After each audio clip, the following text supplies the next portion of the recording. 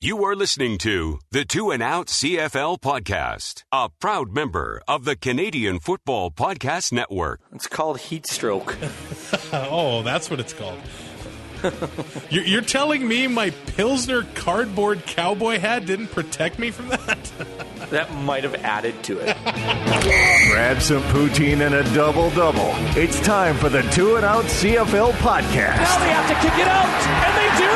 Every week, Travis Currah. Does anybody still care about this podcast? And Brazilian Tide. Hunters are people, too. Talk fantasy football, bring you the latest in CFL news, and sprinkle in a little bit of nonsense. Are you kidding? This is unbelievable! Ready, set, hunt! And we are part of the Alberta Podcast Network, powered by ATB. Travis Currah here. Literally, I have not spoken to Brazilian Ty since his episode. Ty, do you have a statement? I do. I have prepared a statement. Yes, here it is. After what I believed was a rational thought, I accepted the 2-episode suspension with no ill will towards yourself or the entire Two and Out management. I'd like to thank Adam, Joe, Mike, and Andrew for filling in my unnecessary absence. That being said, I regret nothing and I take nothing back. Thank you. In the Huddle with Currah and Ty on the Two and Out podcast.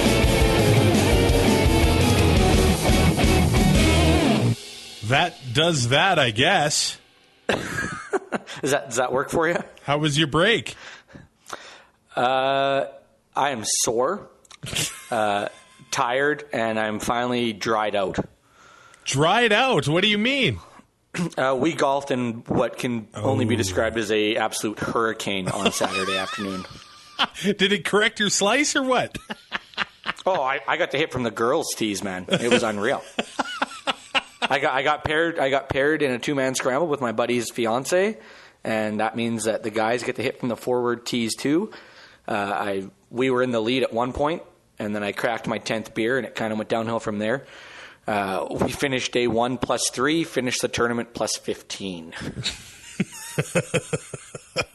You'll be happy to know that I think the suspension gained you a lot of fans. I know, it's the ultimate heel move. So you kind of, well, there were haters. We know you're that. going to get those regardless, and we all know that I don't care. Yeah, I really don't think you care, which is probably my favorite part about you.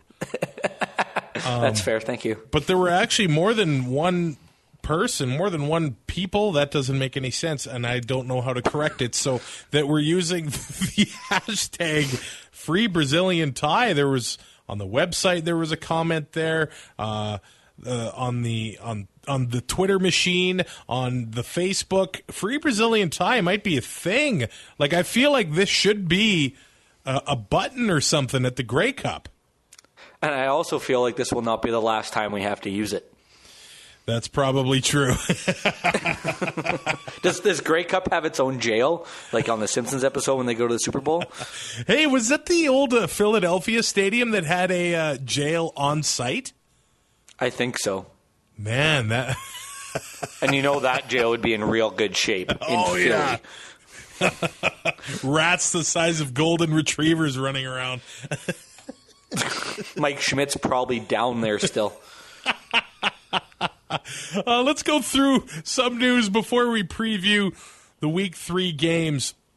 I thought this was awesome. So at the beginning of June, it was announced that the CFL had a TV deal with a TV station based in Mexico City. And now they're getting really close to signing off on a streaming deal to have most of the CFL games streamed in Mexico. It actually really does seem that football fans in that country want to see how their players are doing in the CFL. And I really don't think that anybody thought it would have this sort of effect. I'm not saying that there are 50 million or 75 million people watching it or whatever, but the fact that people in Mexico, no matter how small or how large the number is, there are people there paying attention to the Canadian game. I love that. I think it's awesome, and we've said it over and over again since CFL 2.0 started. The more eyes on the league, the better. To grow it in as many countries as you can. Like you look at WrestleMania and the Super Bowl, and those are in 180 countries or 160 countries across the world every year. With the CFL now, with what Randy Ambrosie has done with all the leagues in Europe and in Mexico. Now getting this deal, it's the more eyes, the better, in my opinion. I know there's a thought out there that, attendance so far this season has been down 6.5%. But Ambrosie is pushing the CFL 2.0 thing. I just think, man, if attendance is going to be down, maybe he does need to find new ways to bring revenues to the league. Is that more up to the teams to bring more people into the stands individually? Is that really up to the league? I feel like the league has given them a platform to make things happen. Each team has their own marketing department. Some are stronger than others, some not so much. Breaking news. I think the league has given them a platform, and there's a great product out on the field so far this year. I saw a stat that the games so far averaging 65 points a game. Last year at this time, it was like 51. And there are less 2-and-outs. It seems like the season has got off to a better start than the past few years, and that bodes well for what's to come, I think, because it only gets better as the season goes on. But is that on Ambrosie or is that on the teams? Well, we see in Edmonton, they have halftime acts throughout the year, and that does get extra fans out. You're always going to be strong in Saskatchewan and Winnipeg especially, it seems. I don't know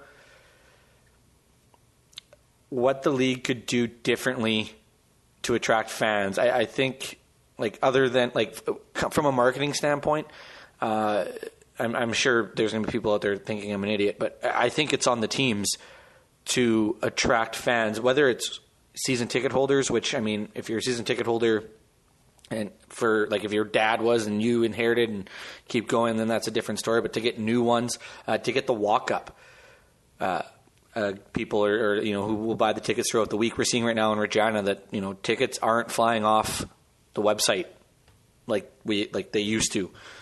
Granted, they are 0-2. Well, and the honeymoon phase with the new stadium is almost over, and the price is expensive. It's a premium ticket. Absolutely, now. It is. And people are like, I know weather is unpredictable, but that affects the walk-up crowd. Yeah. Well, that's what I mean, right? Like if you have no plans on a Saturday, and in the morning you check the forecast, I wonder if the weather's nice, we'll go out to the game, and you see a 70% chance of rain. Well, you're not buying those tickets. You're going to watch at home, and the TV product is good enough where you can sacrifice going to the game and watching on your couch. So it's on the teams to figure it out for sure. It's an interesting time because Rider fans, they've been casting stones at other teams, saying that you know what, hey, we've sold out our stadium for the better part of the last decade. Well, I really don't care that it's Canada Day.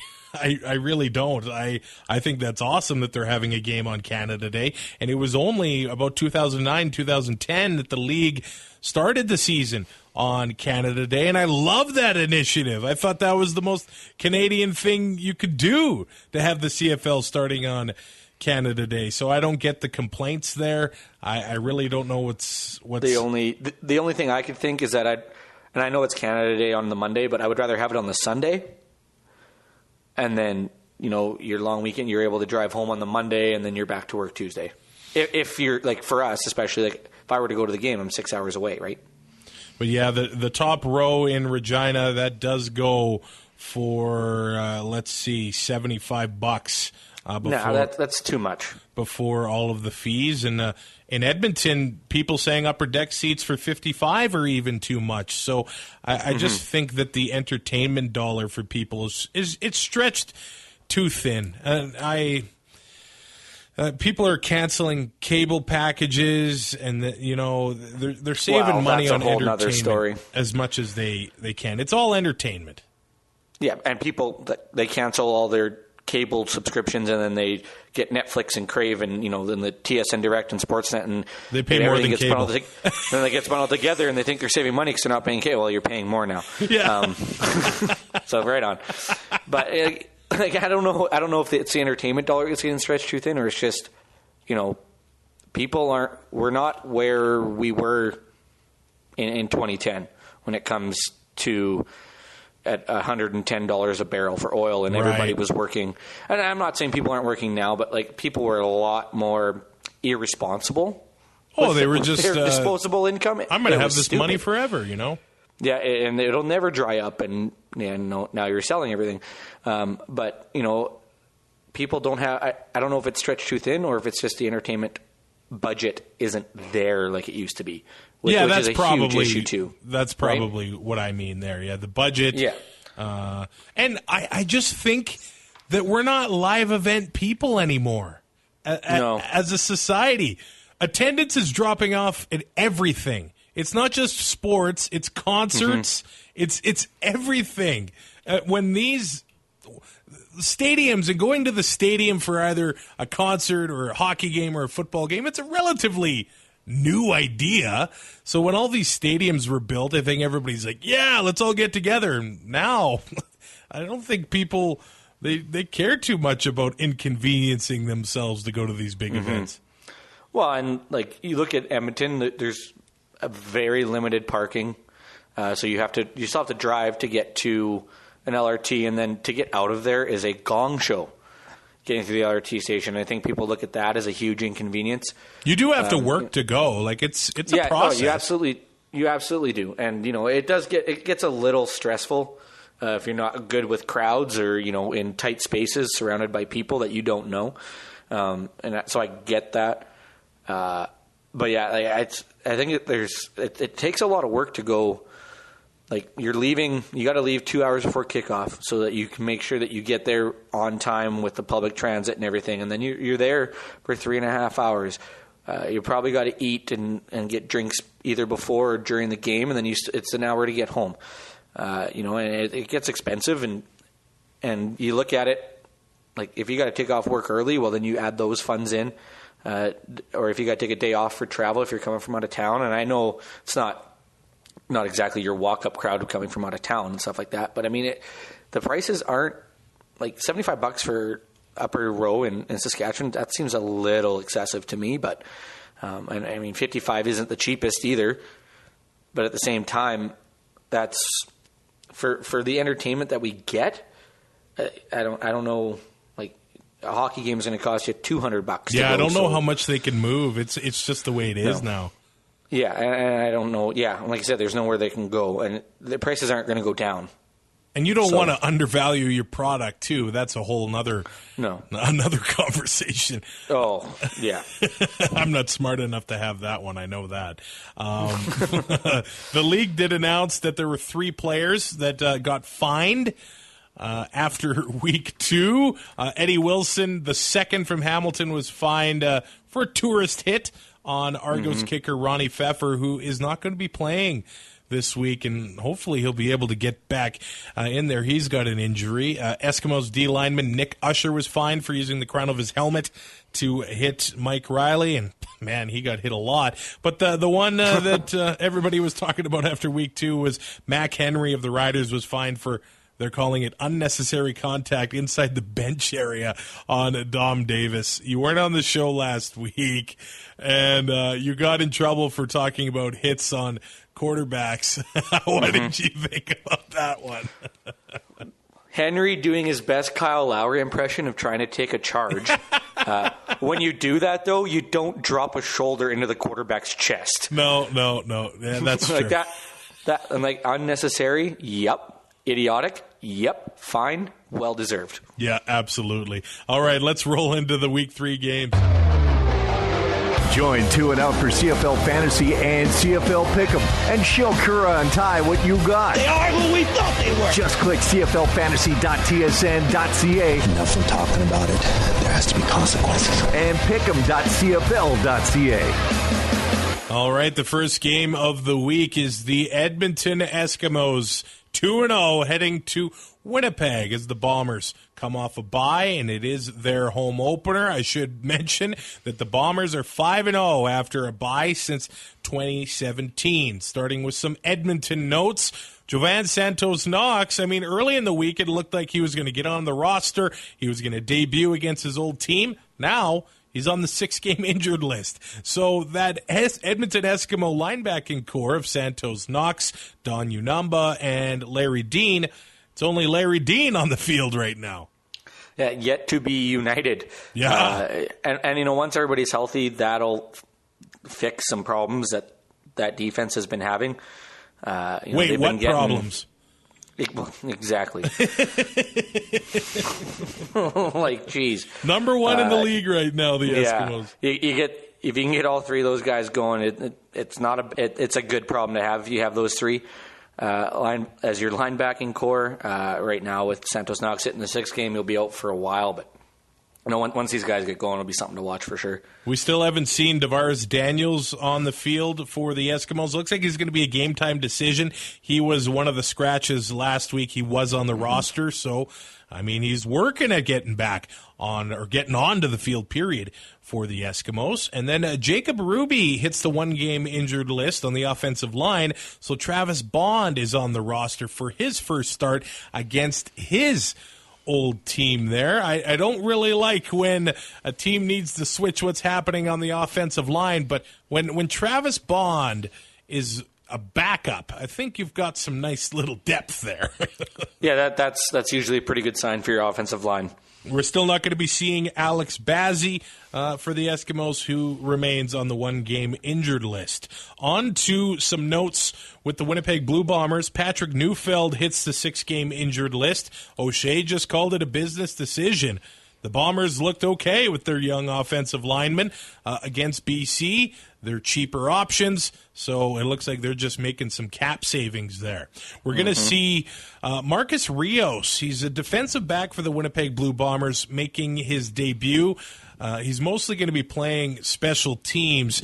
Did you read the story about Marcus Rios that was written this week by Ted Wyman in the Winnipeg Sun? It was absolutely incredible.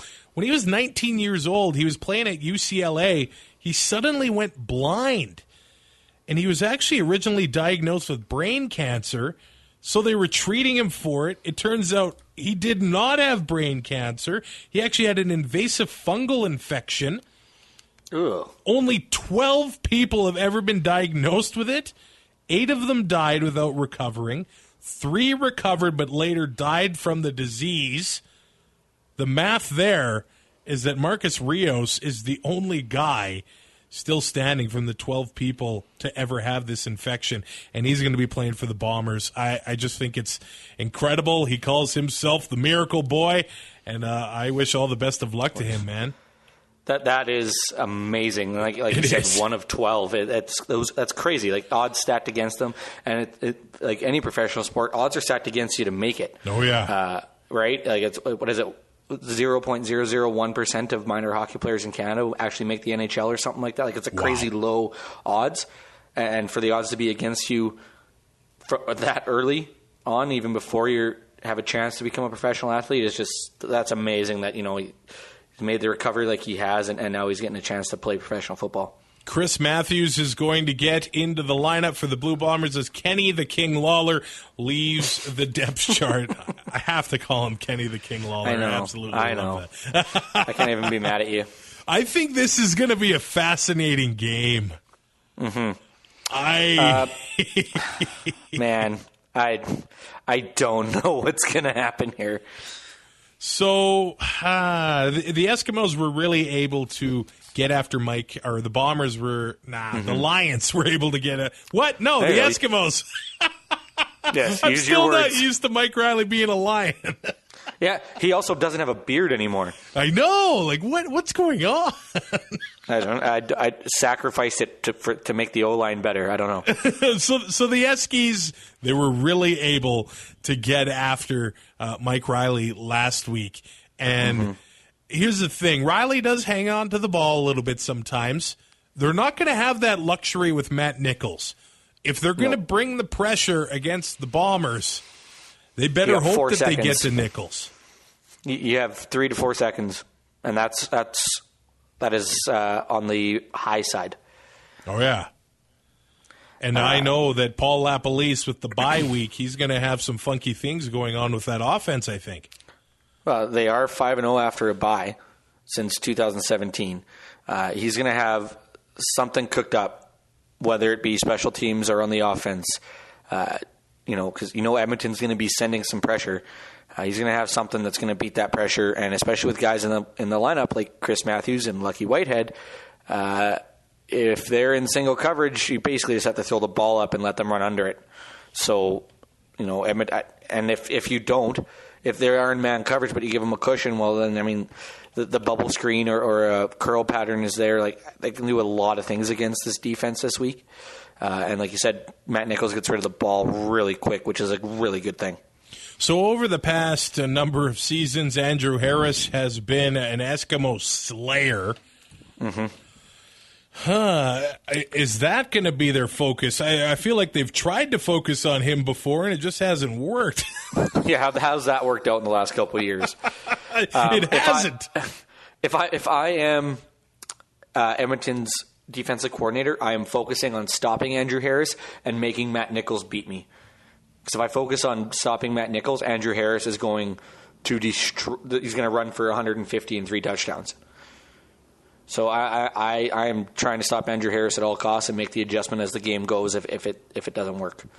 At the same time, what the heck is the Bomber defense going to do to limit Trevor Harris and the Eskimo offense? Because I'd say the biggest question mark on the Bombers altogether overall is probably the secondary. They've only had the one game so far together. They did lose some veteran talent. And Trevor Harris, he hasn't been hit. He hasn't been sacked. If the Bombers can't get to him, he's going to keep putting up big numbers, I think.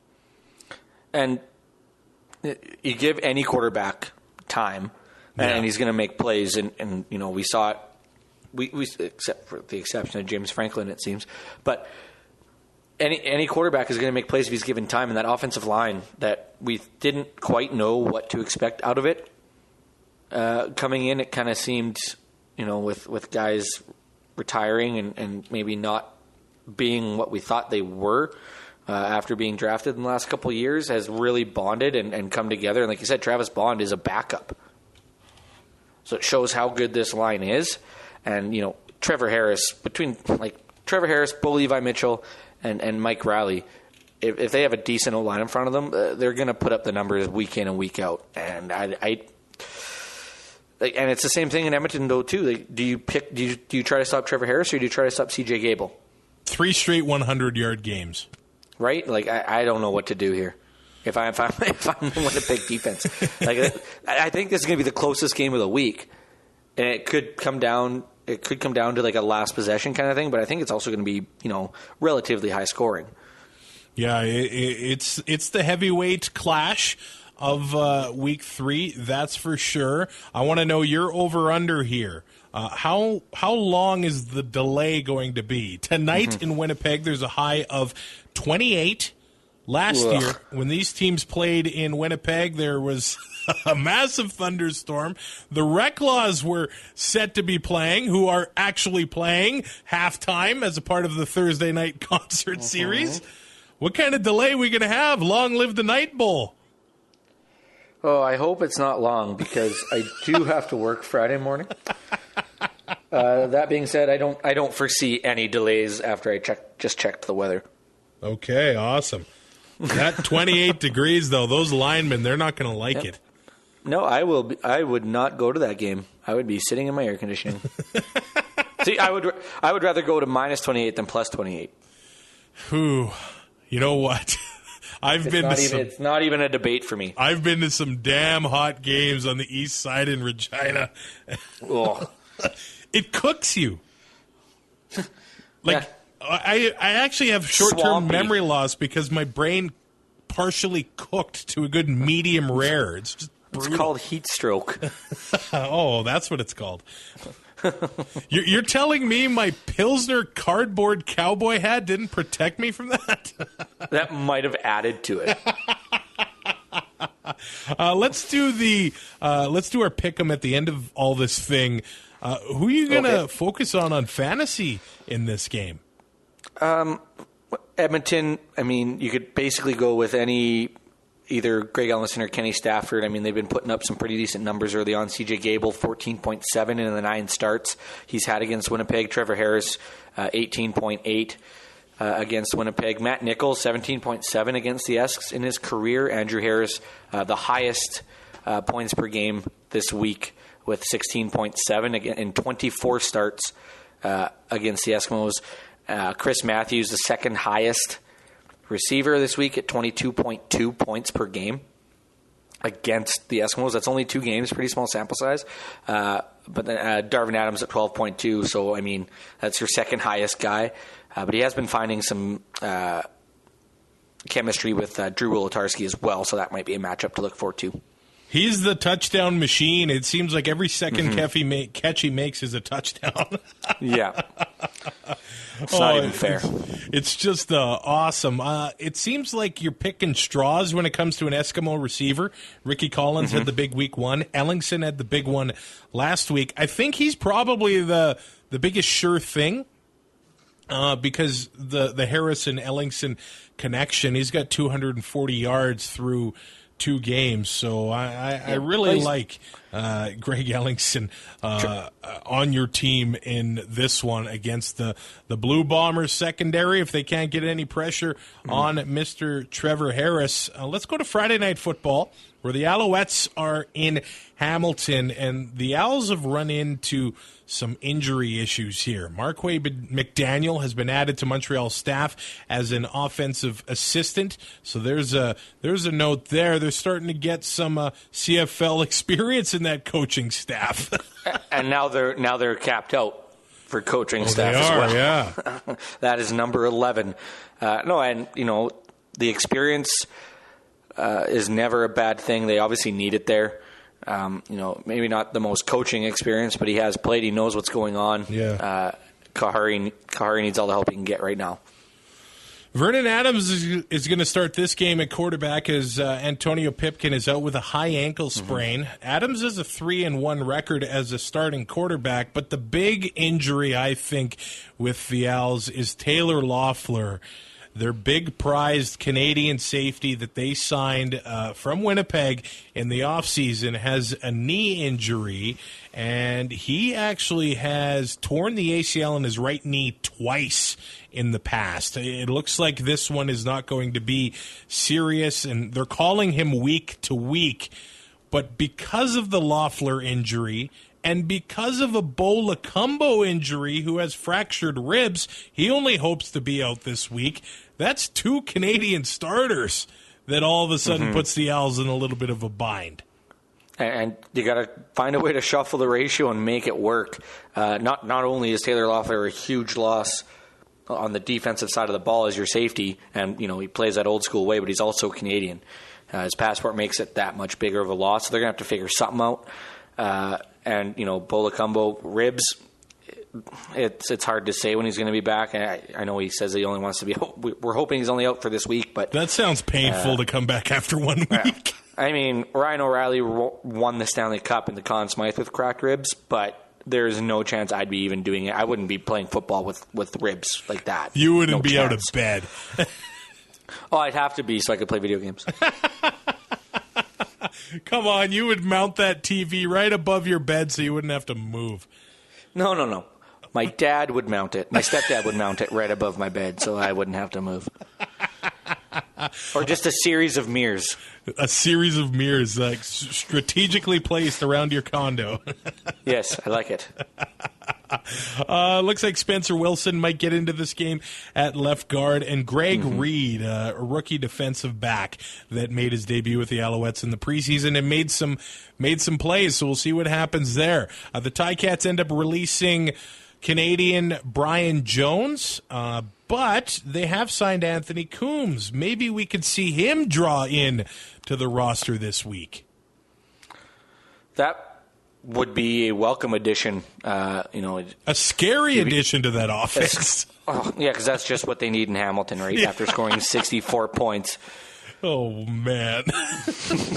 It doesn't look like Luke Tasker is going to be able to play in this one. Some scary reports from an injury he had in week 1. They're calling it a shoulder issue, but in the locker room he was coughing up blood in that one, so it sounds like he took a bit of a pounding. But due to the Luke Tasker injury, it's just next guy up. Braylon Addison came in last week and ended up scoring a hat trick of touchdowns. Maybe he's another good option against the Alouette defense. I think everybody's a good pick against the Alouette defense right now. You know what? We'll reveal our lineups at the end of this thing, but I went all in on getting Brandon Banks in there. Well, I know that they are better, but with Loeffler and Lacumbo out, I think they are ripe for the picking. Is Brandon Banks, what's the over-under? 450 all-purpose yards. I'll take the under. They might rest him at halftime. That's what I'm scared of. Yeah. Man, I don't know what to say here. Although, now if I just said to you, what team this week has the best chance of upsetting a favorite? I won't really put an underdog in the Edmonton or Winnipeg game. I don't know if there's underdog in the BC Calgary game. Oh, it's a double-point spread in that game. Calgary is double-point favorites. Yes. Wow. I think it's sitting at 10.5 right now. Okay, so the last 3 games of the week: Montreal, BC, and Toronto are clear underdogs. Which one has the best chance of upsetting this week? It's BC 100%. It's BC. Yeah. Montreal, I don't. The way Hamilton's playing right now, I just don't see how Montreal is the team that upsets them. I guess I wonder if it's a bit of a trap game. Well, unless they lay a complete egg. And then Vernon Adams, he just gets let loose and is able to do what they allow him to do. And the Argos, we won't even know. Man, you know what? I've watched enough Rider football in my time on this planet that 100%. 100%. But, I mean, I might take Toronto to cover. They are 11-point dogs. But BC, a 10-point dog. With Mike Riley and the emergence of Lamar Durant, he's still got Brian Burnham. I think that's your best chance. Man, it's been 5 years since Calgary lost at home before Labor Day. To do it twice in 1 year? I feel like they're almost a lock to win this one. But Montreal, Hamilton, I mean, is there a case to have every single spot on your roster a Tiger Cat? Yes, actually, there is. I don't know if you could technically afford it, but... No, you cannot. You can barely afford to have Banks and Masoli together. Yeah, so, that's over. In his career. That's almost 2/3 of your lineup right there. Yeah, it's about $25,000. Wow. So Masoli 4 career starts against the Alouettes, 24.3. Brandon Banks 12 games, 14.1. Tasker not playing, more than likely. Still 9 games at 13.7. Braylon Addison in his 1 game, 23.3. That is the highest average for a receiver this week. And Sean Thomas Erlington is averaging 6 in his career. He hasn't played against the Owls yet, but, I mean, looking what he's done so far, I think it'd be a pretty safe assumption that he would have a good week too. You have to keep picking Sean Thomas Erlington. There is he's so cheap. There's no argument against it right now until his price goes up. He's averaging over 7 yards a carry, and he's averaging over 15 yards a catch right now. It's not bad. Yeah. But even when he comes out of the game, I mean, Hamilton's got depth at running back as well. He got banged up, and in comes Malik Irons. They give him 2 carries, and he's got a touchdown there. 9.2 points, and he's only $2,500. I think Hamilton made a nice decision by going all-Canadian at that position. And it looks to be working out, and it helps them everywhere else, right? Yeah, it totally does. And then On the other side of the ball, if you did choose to venture and live dangerously, you can get Vernon Adams for $5,571. One game against Hamilton averaged 24.7 points. Brandon Bridge is worth about $35 more than Vernon Adams. Yeah, because that makes sense. We'll get into the value of quarterbacks in the last game because it's an absolute joke this week. William Stanback in his 2 games against Hamilton, 14.3. If Jeremiah Johnson draws in, 15.3. Eugene Lewis in the 3 games that he's played against Hamilton averaged 15.9 points. Wow, interesting. Yeah. So and like you said, if they let Vernon Adams loose, he could do some damage. Before we get to the 3rd game of the week, I got to mention that this episode of 2 and Out is brought to you by Park Power, a provider of electricity and natural gas in Alberta that offers low rates, awesome service, and profit sharing with local charities. I think in today's economic, political, whatever climate, Albertans like to stick together more than ever. So if you want to know where your money's going, that's what you're doing when you support Park Power, because it's local. They keep the money here in Alberta. They share their profits with local charities that are working to make a difference for their communities in Alberta. So if you want to do all of that, you can do it with Park Power. You can make the switch at parkpower.ca. It's super easy. They got a calculator on there. You can plop in what you're paying for your energy now. It'll show you how much you'll save, and you can make the switch really, really easily to Park Power. Get all the details at parkpower.ca. And that 3rd game of the week is the BC Lions in Calgary to take on the Calgary Stampeders. And Brazilian Tie, Bo Levi Mitchell has lost 4 of his last 5 starts. Not including the West Final and Grey Cup? Apparently. And that has to be the roughest patch of his career. I would think so, considering the guy's got, 3 losses? And 4 of them came in his last 5 games? Like, come on. If he retires now, it's the all-time best winning percentage. So regular season games, here's what they did last year against BC, October 13th, a loss, 20th against the Riders, loss, 26th against the Bombers, loss. Last game of the year in BC, they end up winning, and then last week they lost against Ottawa. So this is a rough patch for Bo Mitchell, and I can't say I don't like it. No, I am a huge fan. There's a Grey Cup in there, but yeah. Yes, who there cares? is. The only thing I don't like is, he's going to come out of this at one point, and it's going to be guns a-blazing, and he's going to be putting up numbers, and who's going to get to play? The Riders. Yep. July 6th. It's coming up soon. Yep. And he'll go off, and, they'll beat us by 30, and everybody will be going home with their tail tucked between their legs. Hey, at least as long as I can get some Milky Way ice cream on Victoria in Regina, I'll be a happy guy. Wouldn't we all? Calgary's 11-1 after a bye since 2012. And the last time the Lions started a season 0-3, I think it ended up being 0-5, was 2011. What happened at the end of that year? Yeah. Exactly. I'm not saying Mike Riley is Travis Lulay, but they're basically best friends. Yeah, because Lulay is so much better. Hey, at that time he was a monster. That's fair. At that time he was the starter and arguably pretty close to the best quarterback in the league. Yeah, well, he was MOP, so maybe. Oh yeah, yeah. So BC had a decent year.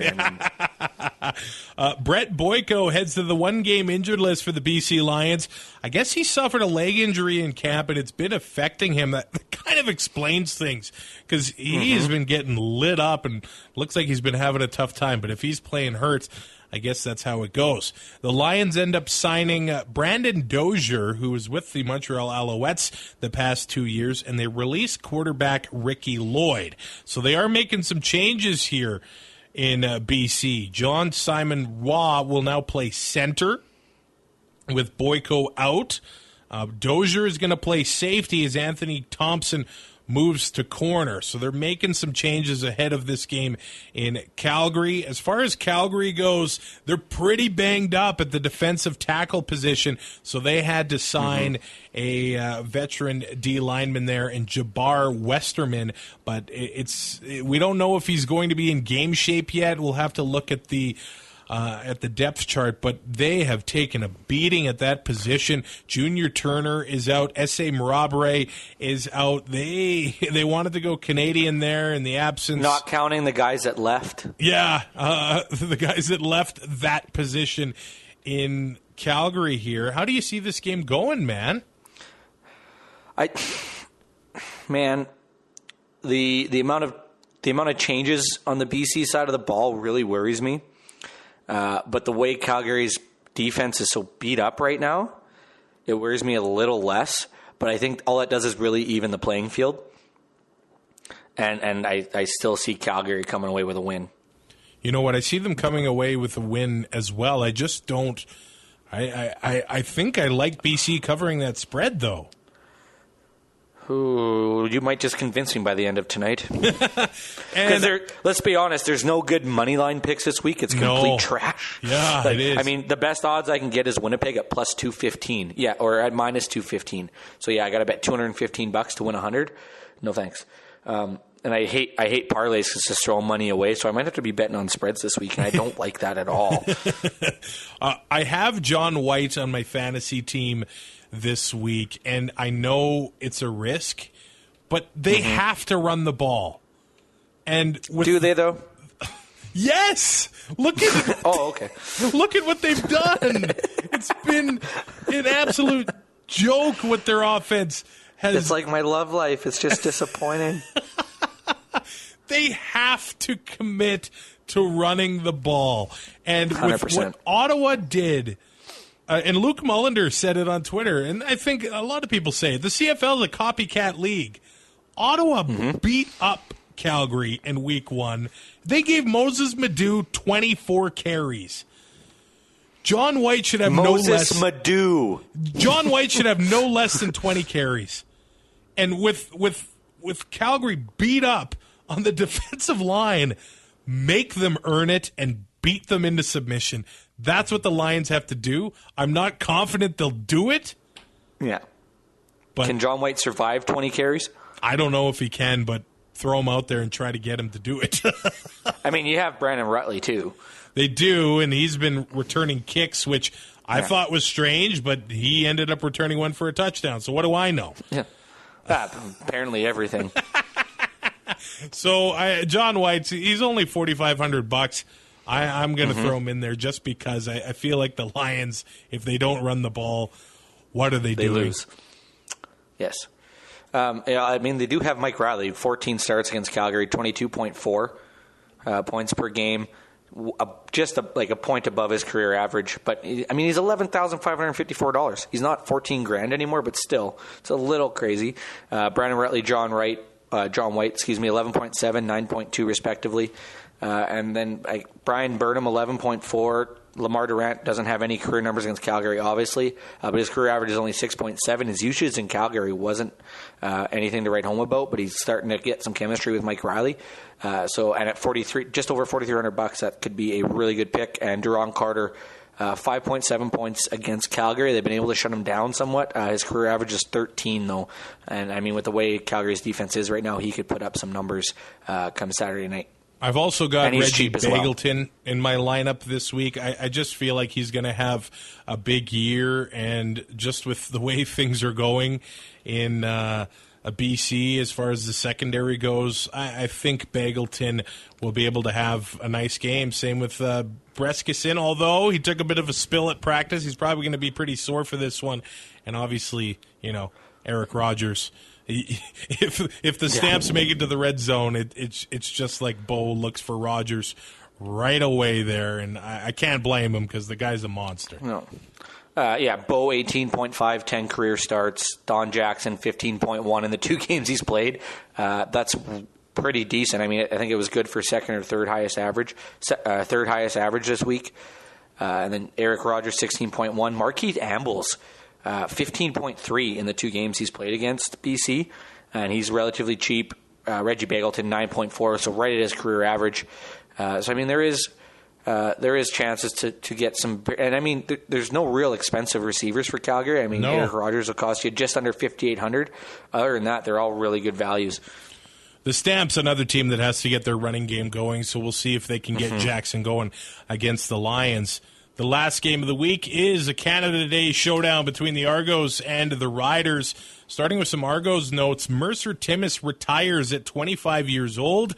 It looks like he suffered a concussion in the preseason, and I love the story of Timmis getting drafted by the team that his grandfather played for, or even great-grandfather years ago. So that name and that bloodline playing for the Tiger Cats, and it looked like he had some promise with the Ticats last year. But, man, we see more and more players just saying, you know what, the head injuries aren't worth it, so I'm just going to walk away from the game. It's too bad to see a guy leave so young, but at the same time, you get it. You get it, too. Well, it does suck to see him leave. I mean, he could be a great talent in this league. At the same time, it's refreshing to see him leave. And I know we are a football podcast, and we love the game and everything, but I honestly do not know if in 30 years we're still going to have full contact football, right? With the amount of research that's gone into it. So it's nice to see him leave on his own terms, I should say. It's not nice to see him leave, but on his own terms. I know he suffered a concussion in the preseason, but he realizes it and he knows, and he doesn't want to have his life compromised after football. So he gets out early and gets to leave on his own terms and live his life the way he sees fit. Zach Medeiros is back in Toronto to punt. Ronnie Pfeffer won't be able to play, so that's what's happening here. And speaking of Toronto punters, I guess Logan Paul, that douchebag on YouTube, he put up $100,000 to any YouTube celebrity to race him. And Donald De La Haye on the practice roster for the Argos, he's a YouTube star, destroying himself, challenged Logan Paul to the race to win the $100,000. And he accepted it. Is this the biggest race since Donovan Bailey and Michael Johnson?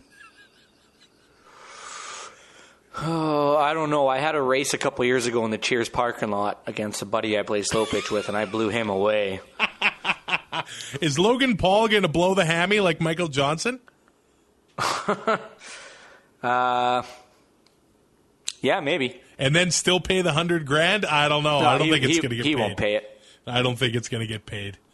No. Did you see the comments after he said it? What did he say? Or what was said? When Logan Paul said $100,000 or whatever, says I'm the fastest celebrity on YouTube. Didn't say it running or anything, and somebody commented at what? Filming dead bodies? Ooh. Yeah, and I was like, okay, I'm leaving this because I don't need to get into this wormhole.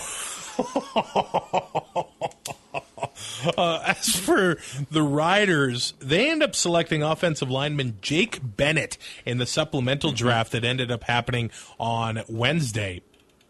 And you know what? They're only giving up a third-rounder for this guy. He was actually in the AAF playing center for the Salt Lake Stallions, but he went to Colorado State here. I feel like the Riders are getting a bit of a bargain here for only a third-round pick. Yeah, you can never have enough offensive linemen, it seems. And, if he was good enough to play in the AAF, their offensive line play to start the year was pretty bad, but it got a little better. And like I said, only a third-round pick, not that detrimental if it doesn't work out.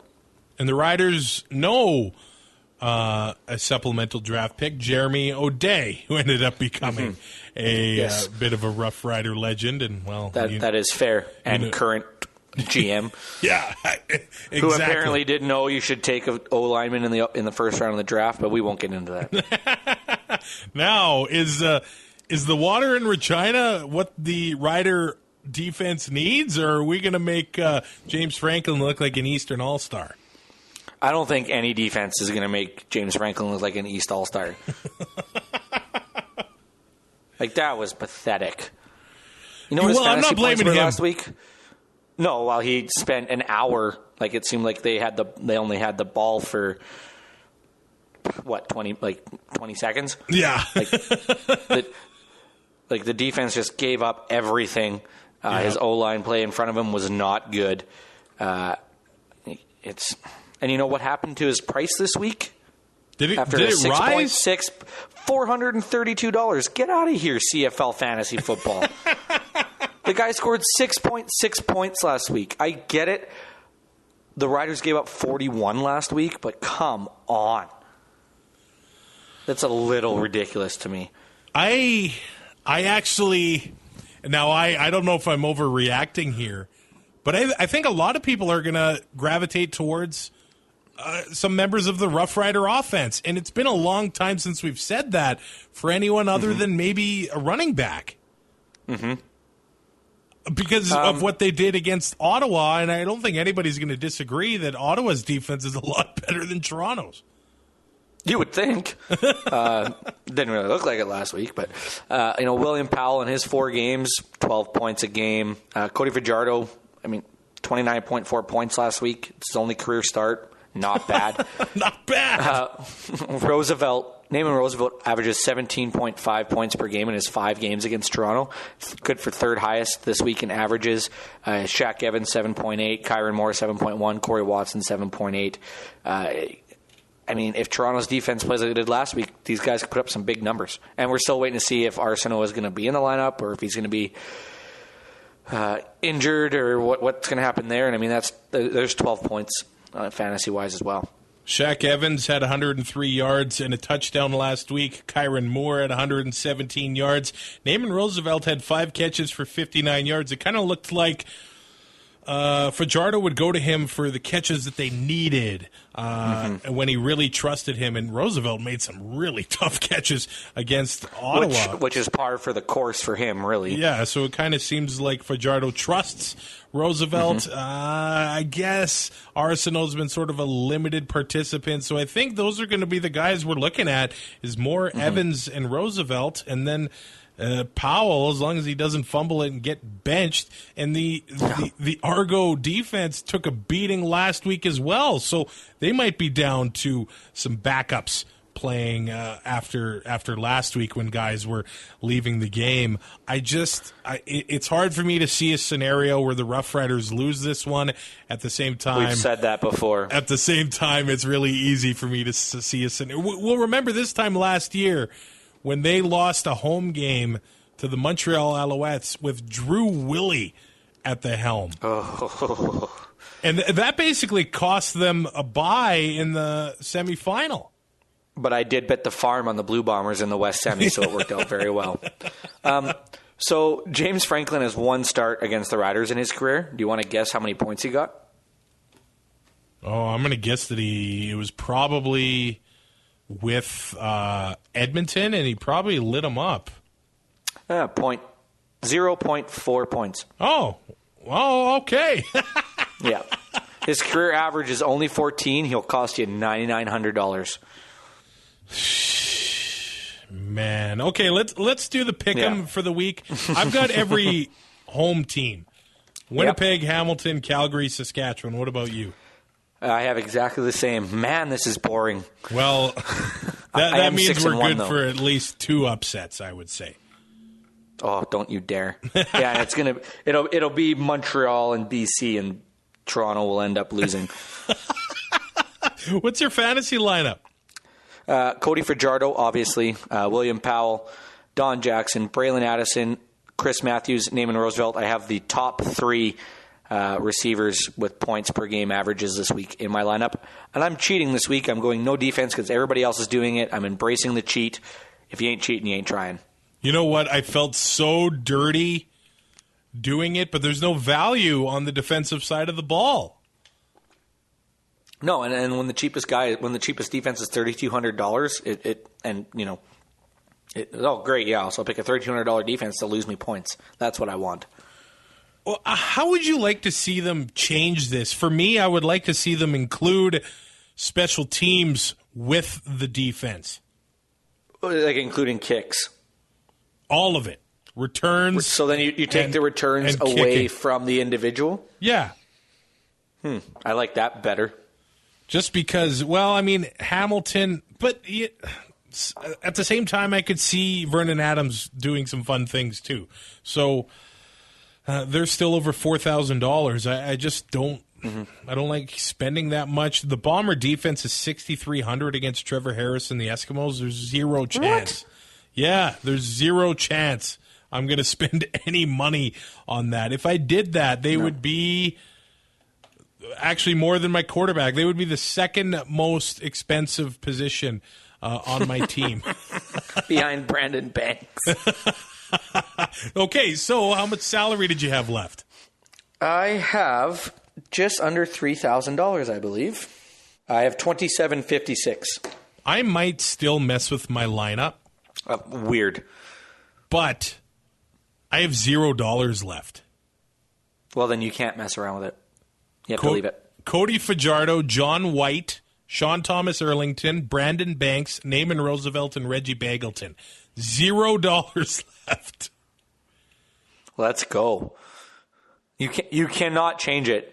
You can't. I think I just have to leave it because of that. Yeah, 100%. Or else, like, if you change it and then you come in and you lose your CFPN matchup this week, and it's because you tinkered with a $0 lineup, you're gonna hate yourself forever. The CFPN Fantasy League. We both had wins last week, so that was really nice. This week you were against the BC Lions Den podcast, so Brian will be filling out a lineup, and I am against Superfan Mike from the Eskimo Empire podcast. And they were the two, I think, lowest scores last week. Brian had 66, Superfan had 68. If they could just do that again, that would be great. Or, there's nowhere to go but up. Yeah, that too. I do think that Brandon Banks could put up 60, so. Just Chikai.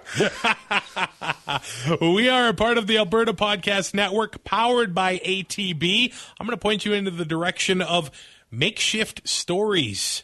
Alan is the creator of the podcast. It's a bi-weekly journey into the improbable, speculative fiction, sci-fi, and fantasy stories for all ages. So if you want story time and you want that in podcast form, I love that idea. Head to Makeshift Stories, a part of the Alberta Podcast Network. All the great shows at albertapodcastnetwork.com. And also, if you want any CFL tickets this week, actually tickets for anything, concerts included, and you want it all in Canadian dollars, seatgiant.ca. Use the promo code APN. You're going to save 5%. It's not nothing. And you're going to help out the Alberta Podcast Network in the process as well. seatgiant.ca. And you'll save 5% and help out the network. It's APN, the promo code at checkout. APN at seatgiant.ca. Brazilian Tire, you heading back to work, or what's going on? Potentially Friday, but I looked at the forecast up by Wandering River, and they're supposed to get an inch of rain, so I don't see the point. Other than that, maybe Tuesday. All right, so you might be at home for the long weekend watching football. How many Cokes are you going to put away? I will be at home for the long weekend because it'll only be a day trip Friday if we do go. Let's see. So I'll have Saturday, Sunday, Friday night, Saturday, Sunday, 30. So I'll be camping in Banff, and I might approach that number as well. I don't know. There's something... I'm kind of weird. Instead of sitting around the fire with a cold can of beer, I just crush Cokes. Like, I just shotgun the bad boys. I love it. But yet you can't shotgun a beer faster than Zach Evans. Hey, I am not ashamed of that fact. No, and you shouldn't be. I blame all my friends for not having me shotgunning beers growing up. Oh, so now this is my fault. Yes, it is. That's fair, because I am a borderline. Well, I won't finish that statement. All the fantasy numbers and everything I'm going to put up either tonight or first thing in the morning, so people will have access to those on the website at 2andout.ca as well. Yes, check that out. And we have a new recruit, Kyle Marshall. I met him while I worked in Saskatoon. He actually posted an article about his Week 3 predictions and a preview for the week. He'll be contributing to 2andout.ca on a regular basis. So welcome to Kyle. Read his stuff on the website and be nice to him, okay? I don't want to suspend him like Brazilian Ty. He seems like a way nicer guy than I am, though. Yeah, so I don't see people getting mad at him too quick. Yeah, he's nicer than you, that's for sure. That's a low bar. Throw us a subscription on Google or Apple Podcasts. Hey, Spotify as well. We'll talk to you Tuesday after the long weekend. Happy Canada Day. Thanks for listening. Find more great shows like this at CF Pod Network on Twitter.